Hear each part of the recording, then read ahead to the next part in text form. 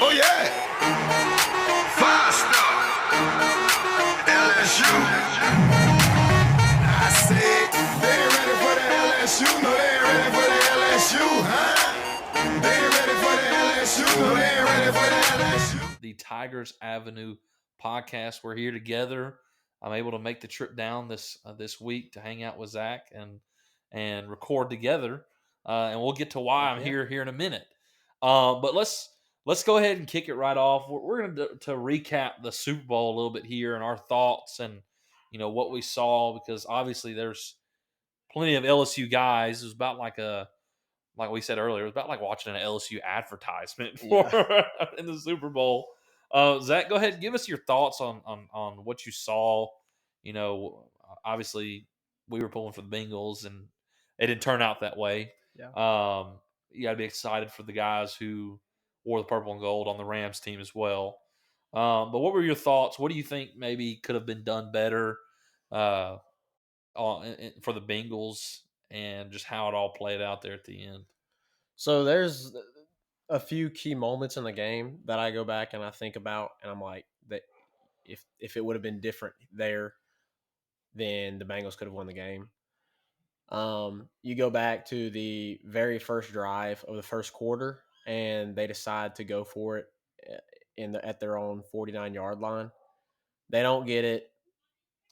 Rams go right down and score a touchdown. Right. That's the difference in the game right there. If you're just looking at points, I know hindsight's always 20/20, but you take off that touchdown, you punt it, pin them deep. Maybe they don't score.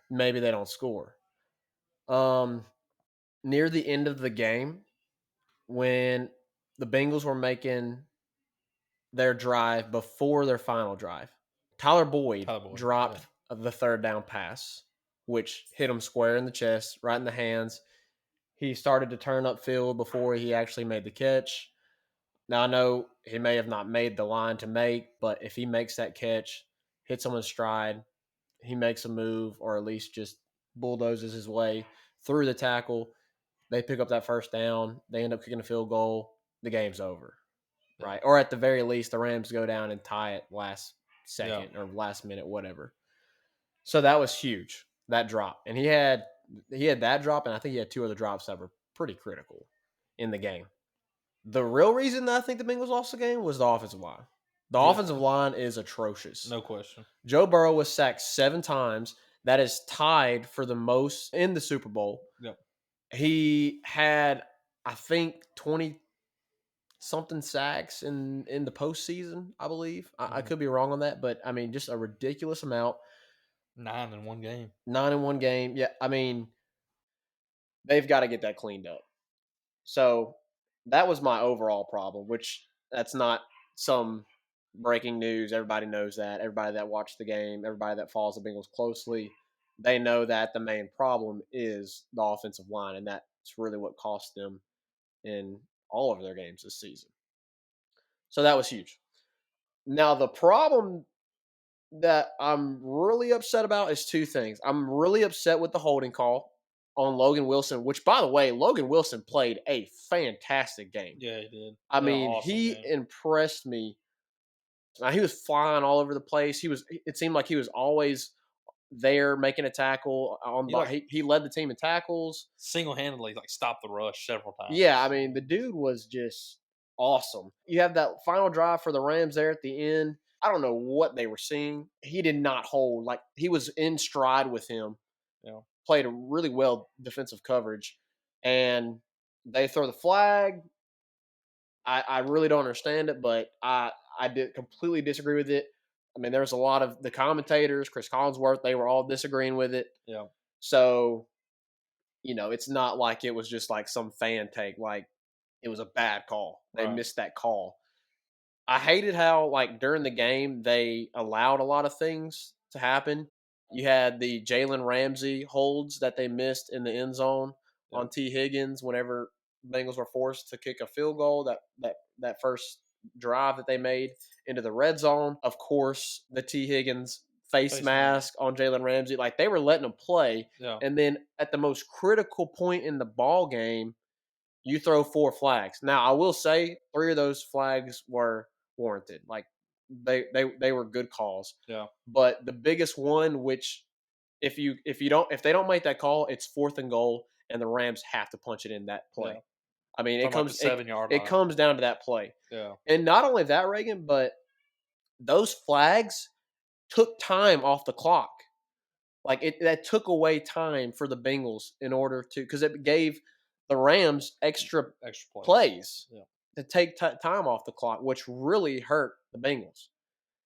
So I have a problem with that. And then really the biggest problem I have is the play calling at the end on the final drive of the Bengals. Yeah. Joe Mixon had, I think, over 70 yards. He was averaging over 5 yards per carry. I mean, they were doing a really good job with the run game. Although I don't think the Bengals offensive line is really great with the run game, but I think the scheme really helped the run game get going with Joe Mixon. And in the most critical moment, you bring in your backup on 3rd and 1, and you run it right at the best defensive player on the field. Like you run it right at Aaron Donald. In the league. And of course, he stuffs you. Yeah. And then they go to 4th down. And if Joe Burrow had like another second of time, I don't know if you've seen it on social media, but there's pictures of Jamar like wide open because Jalen Ramsey had fallen down. Yeah. It wasn't pass interference or anything like that, but he had fallen down. And so that's on the offensive line, but I don't like the play call there. On 4th and half a yard. Yeah, on 4th and half a yard. And if you're going to pass, I think it needed to be on 3rd down. Yeah. Or just 2 straight runs, 3rd down, 4th down, but not with Samaje Perine. Samaje Perine, great player, but you got to have your best player in there in Joe Mixon, who's been your workhorse. He's RB1. He's very patient and waiting for his blocks, and he's very good at making just those slight cuts to make a guy miss. And I got to believe on 3rd and 1, 4th and 1, there's no way I think that he doesn't pick that up if he's in the game. So that, to me, was very frustrating, very confusing.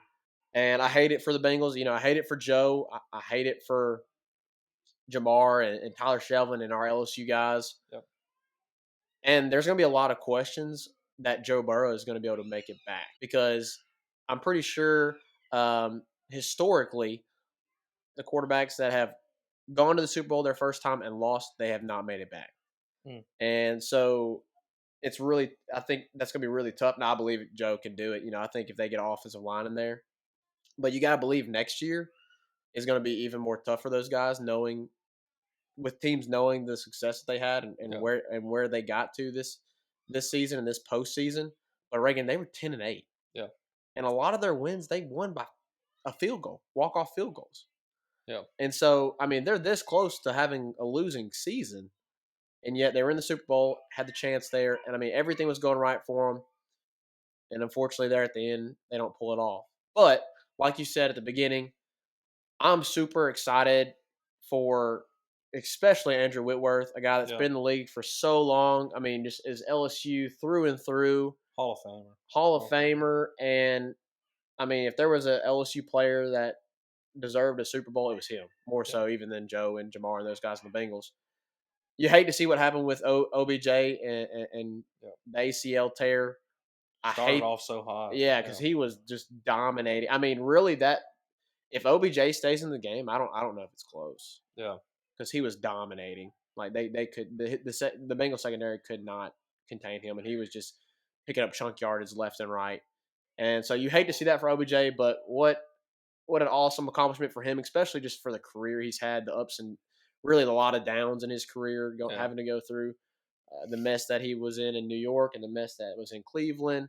And finally he finds a good spot, settles in, and unfortunately has that injury there in the Super Bowl. But still, what an amazing accomplishment for him to be able to overcome all that and be able to get a Super Bowl ring. Yeah. So, yeah. Yeah, I have to agree. The play call there at the end was my biggest takeaway from that was you had to make better calls there. I mean, man, line CJ Uzama up in the I formation, put Joe Mixon behind him. You got 1 yard for 2 plays. Yep. And you had timeouts. Yep. Man, send Uzama in the gap and make Joe just drive behind him. I mean, It's simple as that. And if you can't get that in 2 yards with Joe Mixon, I gotta believe you can. And Well, you saw the difference in the play calling. Like Sean McVay. Yeah. You remember the 4th and 1 for the Rams and what on their final drive and what they did? Yeah, it was a perfect. They gave it to their best player, and they Cooper Kupp, and it was a little reverse, and he picks it up. I mean, why not do something like that with Jamar? Exactly. I mean, you put it in your best players' hands and let them make plays. I mean, I'm just proud. Aside from all that, I'm proud for Joe. I'm proud for Jamar, and OBJ, Andrew Whitworth, who I think is going to retire now, a Super Bowl champion. Yeah. I mean, he will retire a Super Bowl champion regardless of when he retires, but I think he's going to retire, especially now that he won it. So just proud for all the LSU guys who went out there and just put on a great show for the guys in purple and gold, man. For sure. Look, I know historically, the guys who've lost their first Super Bowl haven't made it back. But this is Joe Burrow we're talking about.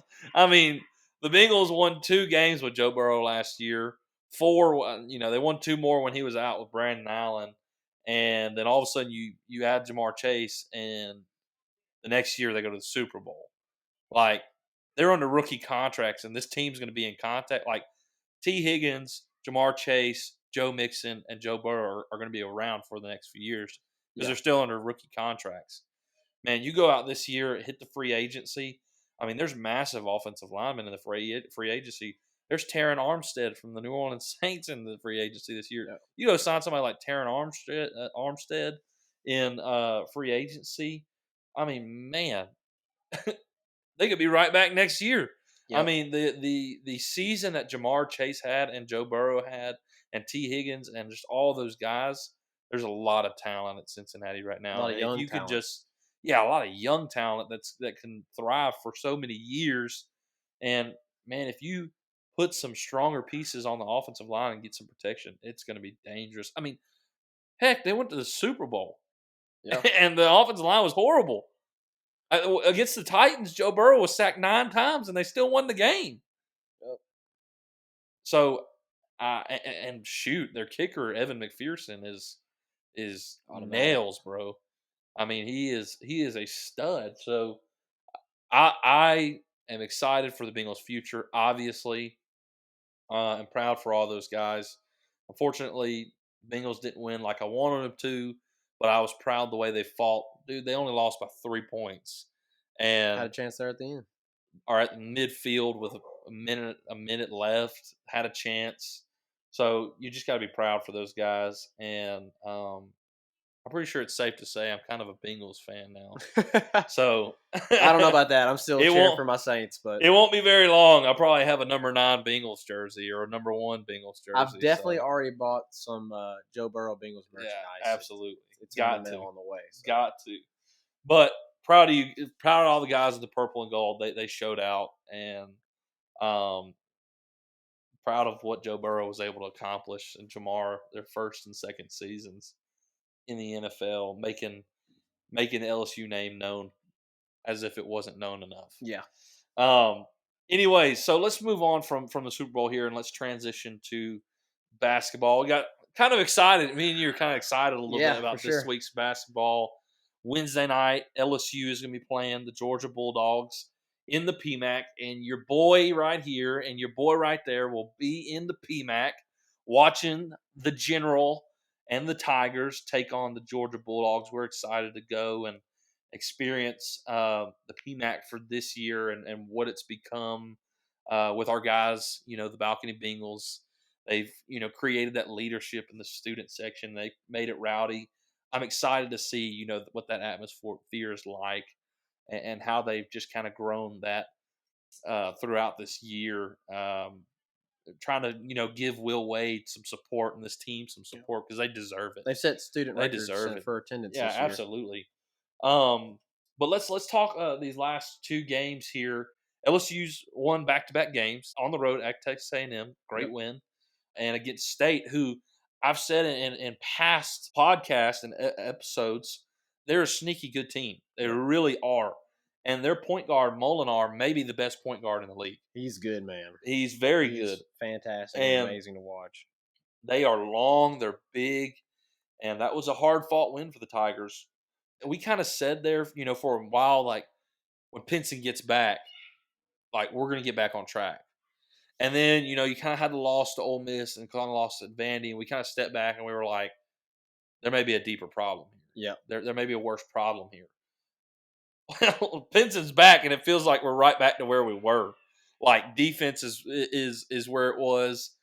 Offense is finally rolling again. Like, it doesn't feel like the offense is anemic. Like, against Texas A&M, you scored 70-plus points. You almost scored 70 against Mississippi State. Yep. And we've said, all year long, if LSU scored 70, the chances of them winning the game is highly likely. 76 against A&M, 69 against State. Essentially 70 points in both games, and you win the game. Mm-hmm. Your defense does enough. Your offense does enough. You win the game. And with Texas A&M, you went to Texas A&M, and in the first half held them to 16 points. Yeah, it was very impressive. 16 points. This lineup, when you start Pinson, Murray, Darius Days, Mawani, and Efton, they're undefeated. Yep. They are undefeated with that lineup. Yep. And the one game where you had Pinson, Murray was out and lost. Yep. So I saw the stat the other day. Any game that Xavier Pinson has played 16 plus minutes, the Tigers are 16-1. That one loss is to Auburn at Auburn when Brandon Murray was out of the game. Yep. You bring Xavier Pinson back, and he's the X factor, dude. We've X, said it the whole time. literally. Literally the X factor. Eric Gaines is a flashy point guard that comes in, and he's kind of sporadic and uncontrolled, but makes these incredible plays. And he comes off the bench, and he's a spark plug. And you had to throw him into a role that he wasn't used to. You had to throw him into a role he did not practice the entire offseason.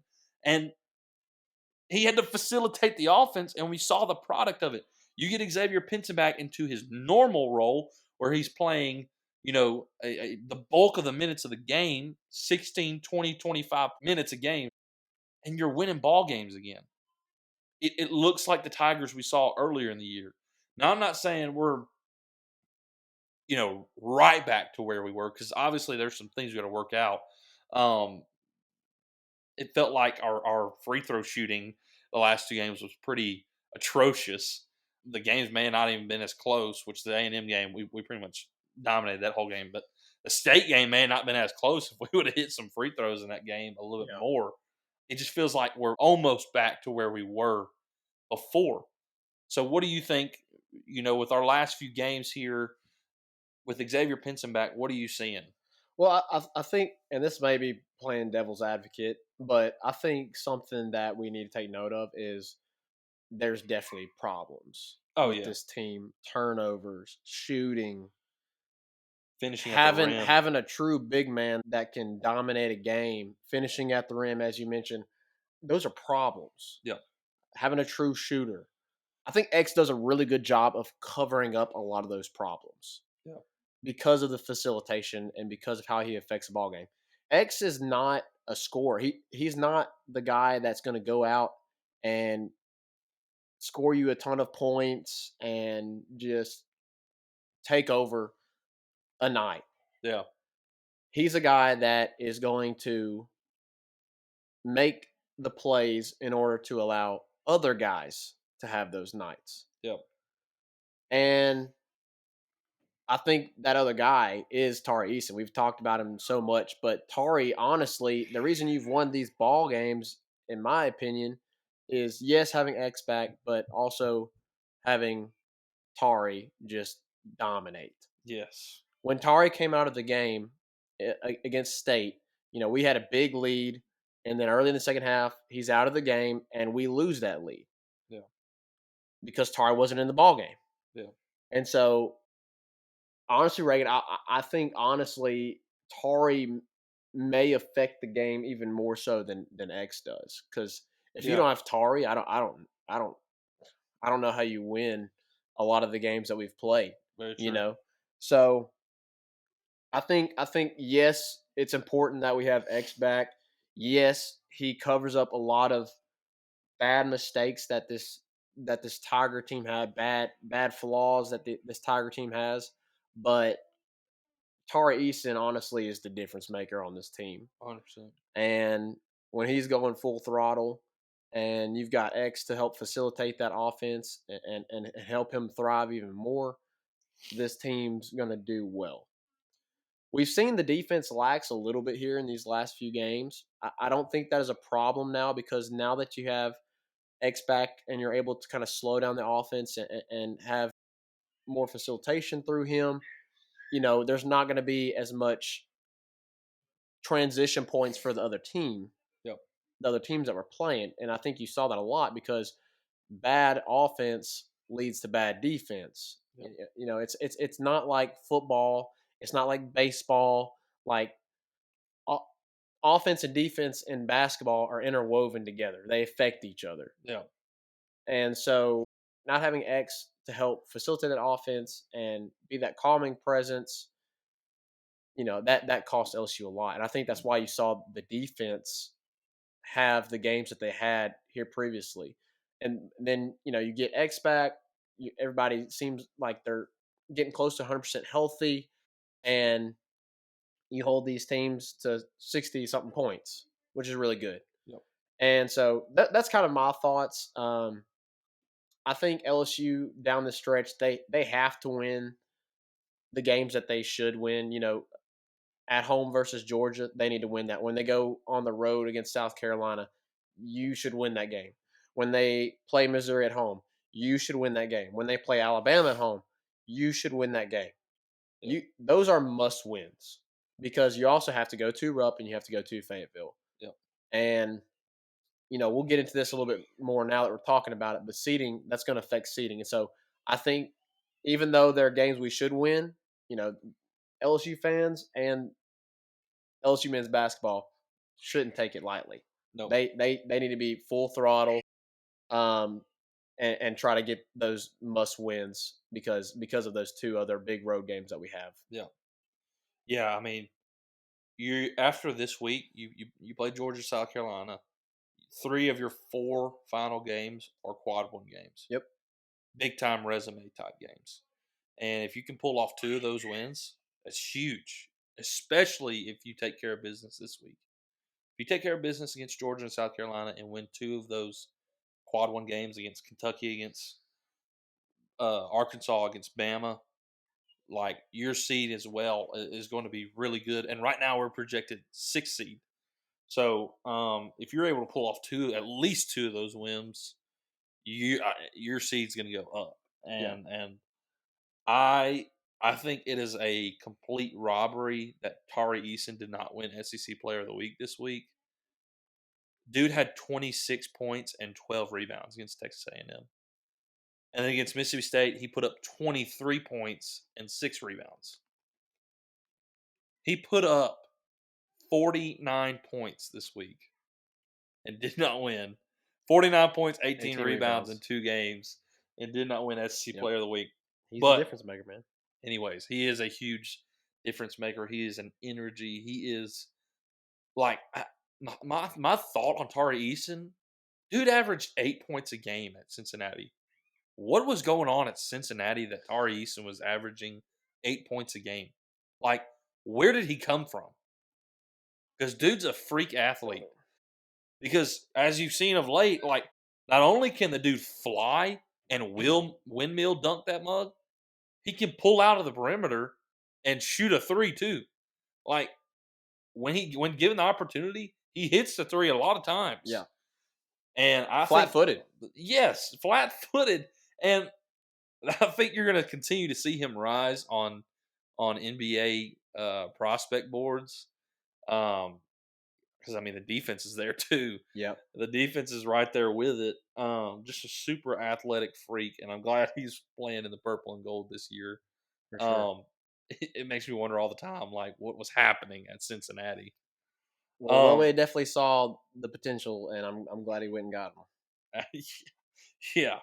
So, just to talk seeding a little bit, I know I have a little bit. If you win two of those 3 quad win games, I think if you win 2, I think you're a 4 seed. If you take care of all the other games, if you beat Georgia, if you beat South Carolina, if you beat Missouri, and you win 2 of the 3, I think you're a 4 seed. If you win out, I think LSU's a 3 seed. I really do. If you win out, which obviously that would put us at 24-7, which is a great record in the SEC to be 24-7. I know our conference record isn't the best because we went through those injuries during conference play. But your overall record's 24-7, and if you win out, Zach, LSU, if they win out, they have 8 quad 1 win games. That's a heck of a resume. And if you win out, that also means you beat Kentucky twice in one season. And one on the road. Yep. And that also means you went to Bud Walton, where Arkansas just beat Auburn, and you beat them in their own stadium. I got to believe if they win out, they're a 3 seed. And I think, yeah, and I think I don't think the SEC tournament, if they won out, the SEC tournament would affect that very much. No. Like even if they got put out first round. So we'll see what happens the rest of the way. We obviously don't predict they're going to win out. We'd love to see it. But obviously the SEC tournament is also going to play a huge factor into the seeding, depending on how far they go. Absolutely. So we're pumped that Xavier Pinson is back and healthy, and it feels like we're kind of getting back to where we were at the beginning of the season. And hey, we may be just getting right at the right time. It may be just turning that page from those injuries and get right back to where we need to be at the right time. Look, we're here for the Tigers. Boot up all the way, baby. I love this team. I'm excited about this team. I like the potential that they have in the tournament. Zach, just hypothetically speaking, let's just being maybe realistic here. Say you lose to Kentucky at Kentucky, which I would say they will. Lose to Arkansas at Arkansas, and you win the rest of your games. Say you beat Bama, you beat Georgia, South Carolina, Missouri, Bama. You win 4 of your last 6 games, and you are sitting at 22-9. It'd be 10-8 in the conference, right? And you then would have 6 quad 1 games, which is still a great resume. And let's say we go to the SEC tournament and get put out first round. Okay, you get a 6 seed. LSU is a dangerous 6 seed. Like that, I feel like that's like to play LSU at a 6 seed is. I would hate to be the team to draw LSU at a 6. Yeah. That's a tough 6 seed. And that's why I think LSU needs to take care of business, because I believe LSU is worthy of a 4 to 5 seed right now. And if you win out, I think they're absolutely worthy of a 3. But realistically thinking, if it goes maybe how some are projected, and you get a 6 seed, I still like LSU's chances at a 6 seed to make a run. So, and that's just the idea. Get the best seed that you can, and once you're in the tournament, everybody is 0-0. It don't matter in the tournament; it's survive and advance. So, I mean, I like where we're at right now. If we can finish strong, we can really put ourselves in a great position to have a high seed. Shoot, if you win out and then go perform really well in the SEC tournament, like you make the semis or win the darn thing, you may be vying for a 2 seed. Yeah. You may be vying for a 2 seed. Probably best case scenario, obviously. That's I'm not saying that's what I'm predicting anyway. That's complete best scenario. Everything falls right. The cards just fall that way for that to happen. But yeah, the LSU Tigers, I think, are extremely talented and could pull something off like that. Well, let's move on from the hardwood now to the diamond. Zach, I'm Oof. so excited. It's opening weekend at the box, baby. It's opening weekend at 3 the days box. away. We're 3 days away. The long wait for the A new inaugural era. season for Jay Johnson, a new era, a breath of fresh air somewhat, some youth in the program, some excitement, and man, a loaded, talented team. Yep. Zach, give me your initial thoughts on the baseball team. And you know what? Heck, this is going to be the last podcast before the baseball season starts. Give me your prediction on starting 9 and your pitchers. Weekend rotation. Weekend rotation. Yeah.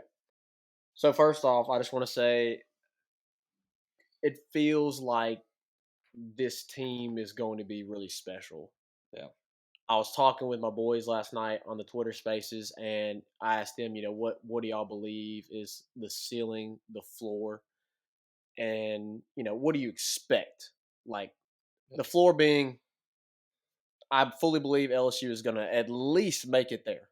Yeah. For me, it's the Super.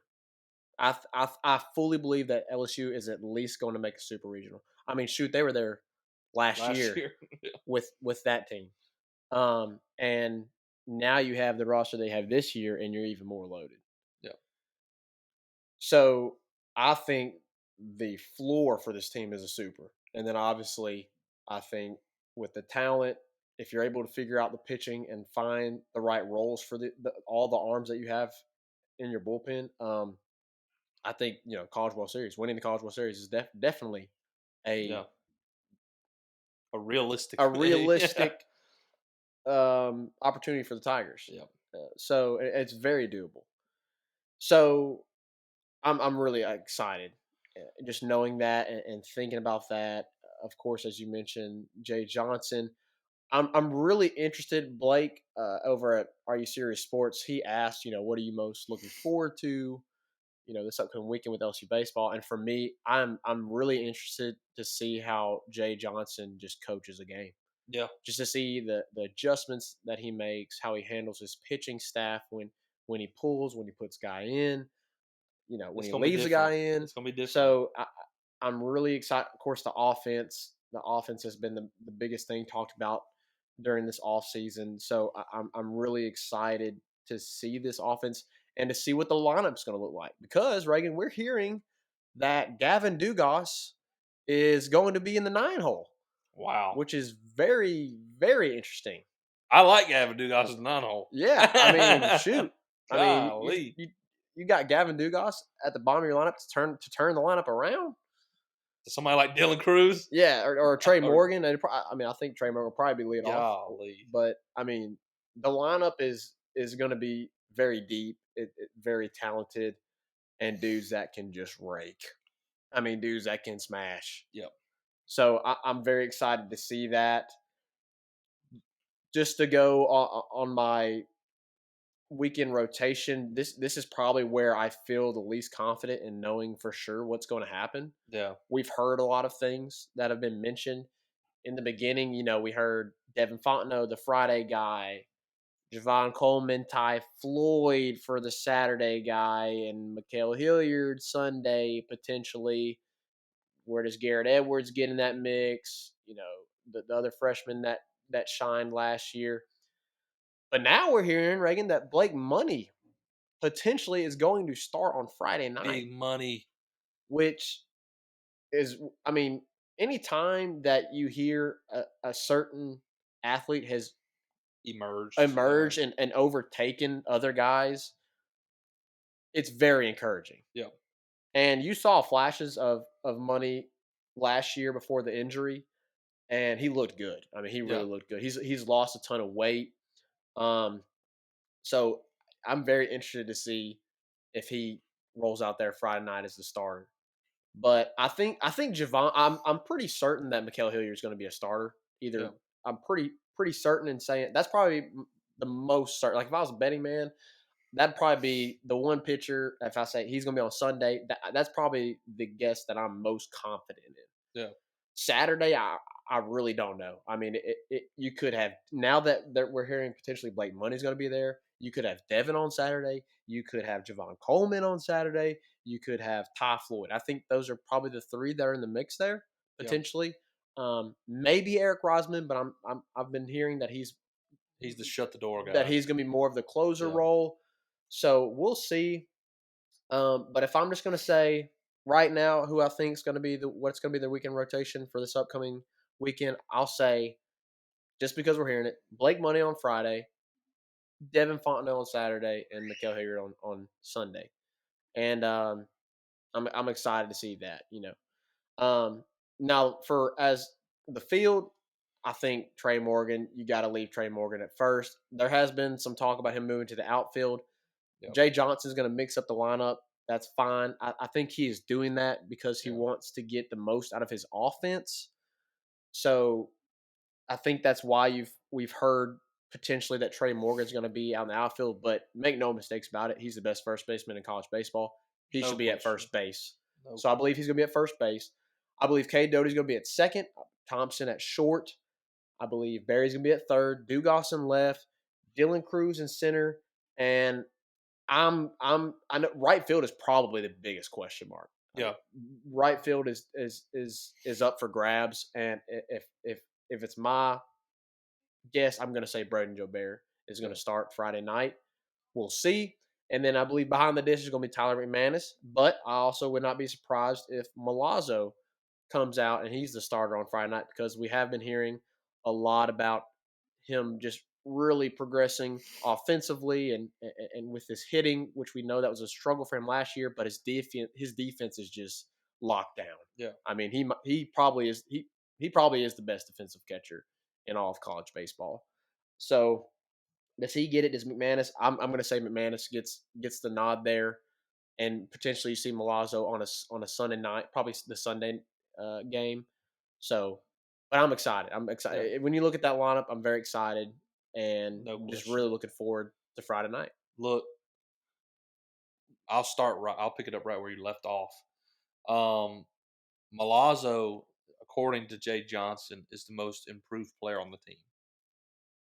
So what that sounds like to me is as bad as the most improved. Mm-hmm.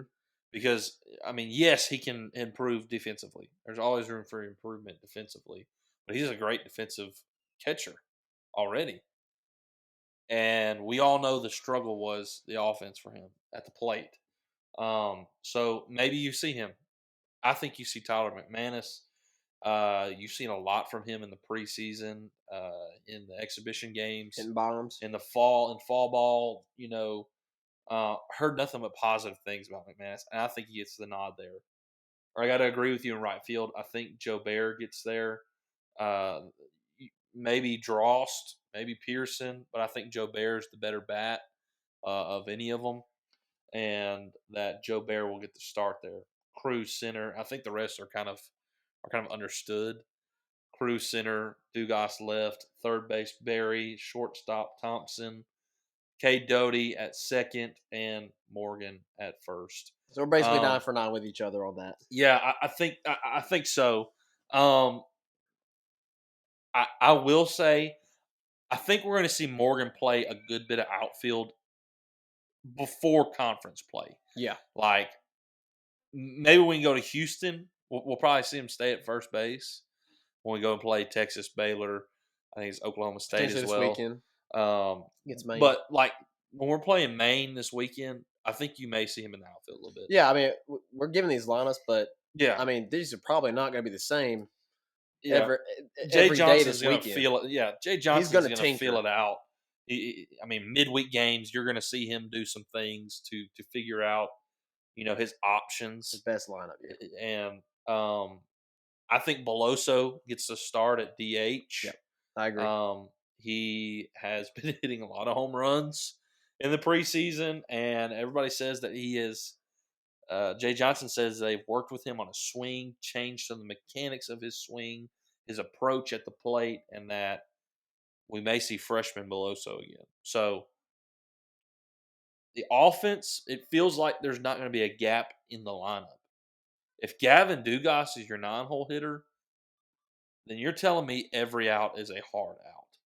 Every batter is a hard batter. to face. There's no way that you can pitch around, players. Man, to think that you got first four in some kind of order. I'm just listing them: Cruz, Berry, Morgan, Doty, in some kind of order at the top four. Is really scary for pitchers. Yes. And I'm pumped about the offense the most. I have been moving to pitchers here. I have been hearing, like you have, Blake Money maybe get the Friday night start. Maybe that's just because we're playing Maine.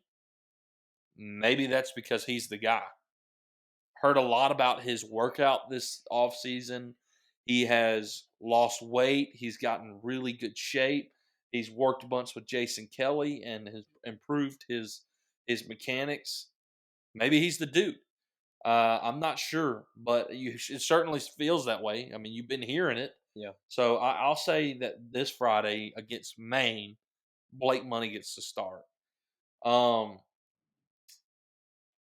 like Mikael Hilliard is a starter. I think, I don't know, if I'm Jay Johnson, I look at last year and I see the difference in between relief pitcher Mikael Hilliard and starting pitcher Mikael Hilliard. Yeah.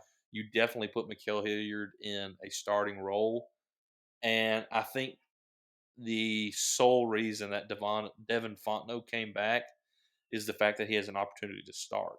Yeah. So I feel like we're in agreement with just about everything. Everything. I think Money gets to start on Friday, and Mikael and Devin Saturday, Sunday. Yeah. And either way. But man, I mean, if you send out Mikael on Sunday, yeah, I mean, that's. I mean, you're going to win a lot of games. If Mikael Hilliard is pitching like he pitched, towards the back end of the season, freshman year, when he finally was putting that starting role, and his freshman year, all year long, man. And then you add the offense on top of it. Yep. It's going to be a fun season. I think ceiling, truly, I think you can win a College World Series. Yes. Truly.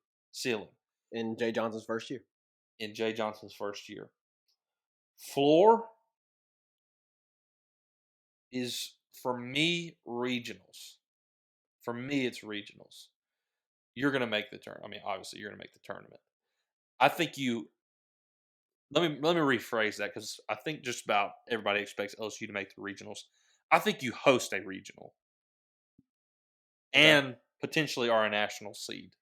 So with Jay Johnson it being the first year, we are very high on this team. The offense, it feels like we have an abundance of arms. I mean, the fact that we didn't name Ty Floyd and Coleman in our top three, weekend rotation, and let's not forget Will Helmers. Yep. I mean, there's a lot of guys that can come out of that bullpen. I think, but I do believe that's probably your biggest question mark is the bullpen, and what are these guys' roles going to be? Yeah. Where these guys fit best. The strength of this team is the offense, is the field, obviously, and the weakness is the pitching staff. And so Jay Johnson's got to figure out, and I think that's interesting because Jay Johnson is more of an offensive coach, and so you're going to really rely on Jason Kelly to figure out this pitching staff. Yeah. So that's why I don't want to say, I do think that this team talent-wise, absolutely can win a College World Series. Absolutely. But when we're talking floor, a lot of times you're talking like a little bit more realistic. And I think, not that a College World Series win isn't realistic, but you're really coming down to earth, and you're coming off you're taking the purple and gold lenses off, and you're saying, we don't want to say, here at the beginning of the season, we're absolutely winning a World Series. We're absolutely getting Omaha. Certainly not. The SEC West is brutal this year. And our schedule is brutal this year. It's not really in our favor this year, so let's take the purple and gold lenses off and say, okay, this team's really good, but so is a lot of other teams in the SEC West. Honestly, Reagan, floor, just to talk to the LSU fans right now, just to prepare yourself, don't freak out when LSU loses maybe 1 or 2 series at the beginning of the SEC play. Yeah. Because they're playing some really, really you're good going teams. And you're going on bomb. the road. Yeah. You're going to Dooley. Yep. Dooley Field? Dudley? I'm talking about Mississippi State? Yeah. Duty Noble. Duty Noble. Doodly do. Doodly do. Hip hip to doodly do. I drew a complete blank there. Duty Noble. My friend Jacob will slap me for that. State hip fan. To doodly do. It's kind of like the Taj Mahal of college baseball right now. I don't know if you've seen the new renovated. Oh yeah, it's nice. It's incredible. Yeah. But maybe we should go. I probably should. This team is absolutely exciting, and it's going to be a fun year to watch this talent. And yes, Jay Johnson is some new offensive mind, some youth, but it is his first year in the SEC. And the schedule is brutal. So I'm going to say the floor is hosting a regional. But man, I have been like ever since we landed like Jacob Berry and these transfers, and dude, Jay Johnson put together the number 1 class in the country. Yep. And thinking, man, Jay Johnson took Arizona to Omaha twice. And didn't he make it to the College World Series once? I'm pretty sure he did. I think he lost, but yeah, maybe y'all can fact check us on that there. But I think he did all that at Arizona, and now he's come to LSU with the talent he has. And then he brought the best player probably in college baseball with Jacob Berry and added that to Cruz, Morgan, Doty. It's pretty exciting. Yep. I don't know if you saw some of the preseason stuff released by the SEC. So 3 of our players are first team all SEC preseason. First team. Cruz, Berry, Morgan. LSU is projected to be 4th in the West. No other West team has 3 players on the first team all SEC preseason. So make that make sense for me. Make that make sense for me. The only team that has 3 players on the first team is Vanderbilt, who's projected to win first in the East. But we're projected to be 4th. Anyways. Well, let's also not forget, not only are they first team all SEC preseason, Cruz, Berry, and Morgan are all number 1 in their position according to D1 Baseball. Oh yeah. Cade Doty's also number 4 in the country according to D1 Baseball at second baseman. And Gavin Dugas is 14th outfielder in the country according to Division I Baseball. So you have, 5 people who are, 4 of them are in the top 5 of their position. 3 of them are number 1, and another one's top 15 in their position. Loaded. It's stacked. So I don't really like the preseason and stuff there's there a little bit. Experience. That's the other thing. There's experience. It's not like these are freshmen.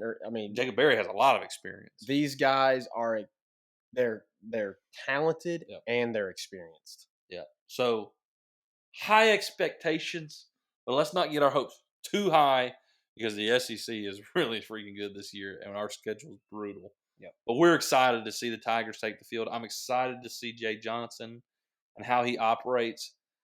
Zach, I want to end on this note because this is awesome. Paul Maneri is throwing out the first pitch on Friday night. That's really cool. Maine. I did not know that. That's really cool. Hats off to the skipper who retired, the LSU legend Paul Maneri, throwing out the first pitch on Friday night. I'm excited to see that too. Wish all the luck in the world and blessings to Paul Maneri for what he did at LSU, what he means to LSU, and I hope he enjoys retirement as much as it seems like Skip Bourbon is enjoying his retirement. Come to LSU games, watching games at the box. Sure. So I'm really looking forward to that. Well, that's all we got here for episode 18 in the Tigers Avenue. We appreciate y'all's continued support for listening to the podcast, watching the podcast, however you may do. Go follow us on Twitter at Tigers Avenue Pod, and we'll catch you next time in the Tigers Avenue. Peace. LSU Tigers. Who that?